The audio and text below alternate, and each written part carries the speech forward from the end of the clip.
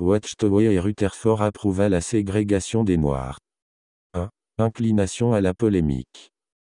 Selon White, Rutherford sortit de prison en 1919 en étant amer contre le monde et la collusion qu'il percevait entre le clergé et les militaires qui avaient obtenu son emprisonnement. Peu après sa libération, il inventa le terme déorganisation de Satan pour se référer à cette prétendue conspiration. Dans les articles de la Tour de Garde, Rutherford était également cinglant envers les grandes entreprises, la politique et la société des nations. Rogerson décrit l'attitude de Rutherford vers le clergé, son ennemi avoué, comme la haine pure. Ses attaques contre les ecclésiastiques, en particulier ceux de l'Église catholique à partir de la fin des années 1920 furent suffisamment virulentes pour engendrer une interdiction de ses émissions par le réseau de radio NBC, qui condamna son attaque enragée sur la religion organisée et le clergé. Il appliqua aussi des termes dévalorisants à ceux qui avaient déserté les rangs de la société Watchtower, les qualifiant d'esclaves méchants. Il exhorta les lecteurs à considérer avec mépris quiconque s'étant ouvertement rebellé contre l'ordre de Dieu ou ses commandements, c'est-à-dire ce que Rutherford énonçait lui-même, et décrivit aussi les anciens électifs des années 1930 qui avaient refusé de se soumettre aux changements administratifs de la société comme étant méprisables. Rutherford voyait la persécution comme un moyen de générer une controverse, emprisonnement de membres, et d'offrir ainsi une publicité à son mouvement, annonce des arrestations dans la presse, ce qui permettait en outre de renforcer la conviction des adeptes d'être dans la vérité. L'ex-membre William Schnell rapporta qu'en 1939, Rutherford fut satisfait d'apprendre que des violences étaient perpétrées par des foules et que les arrestations de témoins se multipliaient dans la ville de Hubbard, en Ohio. Rutherford était fou de joie et souhaitait que les choses restent inchangées. White affirme que Rutherford semblait savourer ces descriptions répétées de la destruction de tous les méchants à Armageddon, s'attardant longuement sur les prophéties de destruction. Il prétend que, vers la fin de son ministère, Rutherford passait environ la moitié des tours de garde de chaque année à décrire Armageddon. La littérature qu'il produisit était davantage axée sur la critique de tout le monde extérieur à la Watchtower que basée sur l'amour du prochain. Le sociologue italien Massimo Introvigne écrivit, Rutherford, presque légendaire pour son caractère peu accommodant, la rhétorique à base de points d'exclamation, les explosions de colère fréquentes, est facilement dépeint par les détracteurs du mouvement comme l'icône et l'emblème de tout ce qui est désagréable dans le thème des témoins de Jéhovah. Selon Blambre, Rutherford manifestait une énergie agressive, une tendance aux comportements radicaux et violents, évoquant par l'intermédiaire de W.J. Schnell, son recours aux brimades publiques infligées à ceux dont la conduite lui déplaisait. 2. Austérité et goût pour le luxe.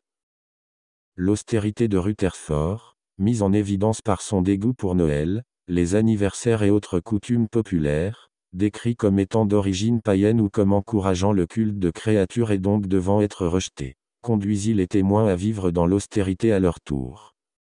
En 1938, il ordonna que le chant soit supprimé lors des réunions de la congrégation, celui-ci ayant été rétabli peu après sa mort. Rutherford pouvait être paradoxal, car s'il se montrait très puritain sur certaines questions, il se comportait aussi de façon parfaitement dissolue en d'autres occasions. Le goût du luxe de Rutherford contrastait grandement avec les règles de renoncement qu'il avait fixées pour les fidèles, et cela lui valut un certain nombre de critiques.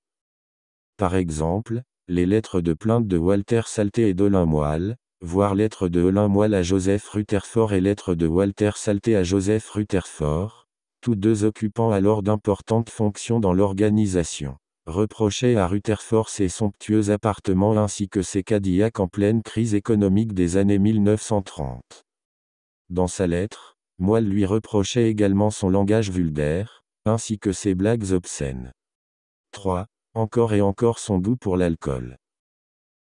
Plusieurs fois au cours de sa présidence, des voix de personnes haut placées dans le mouvement s'élevèrent pour dénoncer la promotion et la consommation d'alcool au Bethel en général et désignant particulièrement Rutherford lui-même. Le 1er avril 1937, dans une lettre ouverte, l'ex-serviteur de filiale du Canada Walter Salté déclara qu'en pleine prohibition, Rutherford se faisait livrer des caisses entières de whisky, brandy et bière pour des milliers de dollars de l'époque, bafouant ainsi les lois gouvernementales. En octobre 1939, Colin Moyle écrivit aussi une lettre dans laquelle il dénonçait l'utilisation de l'alcool au Bethel. Actuellement, de nombreux sociologues et historiens ayant examiné le sujet en détail, par exemple Massimo Introvigne et James Panton, ne doutent pas que Rutherford avait un sérieux problème d'alcoolisme. 4. Dépréciation des Noirs. Watchtower et Rutherford approuva la ségrégation des Noirs. Les preuves sont les publications de tours de garde. Les ecclésias des étudiants de la Bible furent parfois sujettes à la ségrégation, même à New York. Ce fut notamment le cas lors des dernières années de présidence de Rutherford. De plus, certaines déclarations dévalorisantes sur les Noirs parurent dans les publications à cette époque, comme le nota Herbert H. Strew, qui rapporta les instructions de Rutherford comme quoi les Noirs ne devaient pas être nommés pionniers.